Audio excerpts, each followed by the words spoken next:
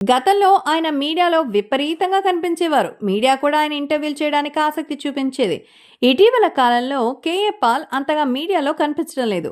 Media కూడా ఆయన్ని పట్టించుకోవడం లేదు. దీంతో సామాజిక మాధ్యమాల వేదికగా ఆయన మాట్లాడుతున్నారు.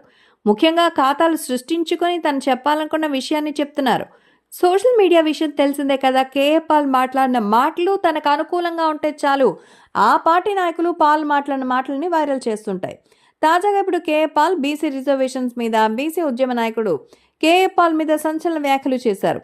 ఆర్ కృష్ణయ్య సుదీర్ఘకాలంగా బీసీ ఉద్యమం చేస్తున్నారు. బీసీల సమస్యలపై పోరాడుతున్నారు. అయితే ఆర్ కృష్ణయ్యపై కేఏ పాల్ తీవ్రంగా విమర్శలు చేశారు. మొదట్లో తెలుగుదేశం పార్టీలో ఉన్నారు, తర్వాత కాంగ్రెస్లో పోయారు, ఆ తర్వాత వైసీపీలోకి చేరారు.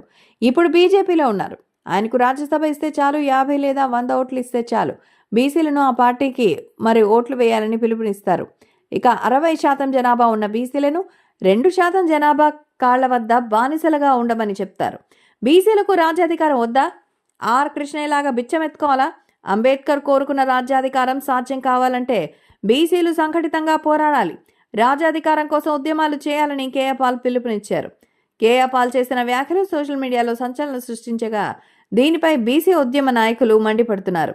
ఆర్ కృష్ణయ్యపై కేఏ పాల్ మాట్లాడిన మాటలు దారుణమని, వెంటనే వాటిని వెనక్కి తీసుకోవాలని, లేకపోతే పర్యవసనాలు తీవ్రంగా ఉంటాయని బీసీ ఉద్యమ నాయకులు హెచ్చరించారు. ఆర్ కృష్ణయ్య బీసీ ఉద్యమంలో ఎన్నోసార్లు జైలుకు వెళ్లాలని, కేఏ పాల్ ఒక్కసారైనా బీసీల సమస్యలపై ఉద్యమాలు చేశారా అని బీసీ సంఘాల నాయకులు ప్రశ్నిస్తున్నారు. కేఏ పాల్ తిక్కగా మాట్లాడితే సమాధానం మరింత సూటిగా ఉంటుందని వారు హెచ్చరించారు. కేఏ పాల్ మాట్లాడిన మాటలు బీసీ నాయకులు ఖండిస్తున్నారు. అలాంటి మాటలు కేఏ పాల్ మాట్లాడడం దారుణమని, ఎందుకో ఈసారి ఇలాంటి మాటలు కేఏ పాల్ మాట్లాడితే తగిన బుద్ధి చెప్తామని హెచ్చరించారు. సైలెంట్గా ఉండాల్సిన కేఏ పాల్ మళ్ళీ వైలెంట్ అయ్యారు.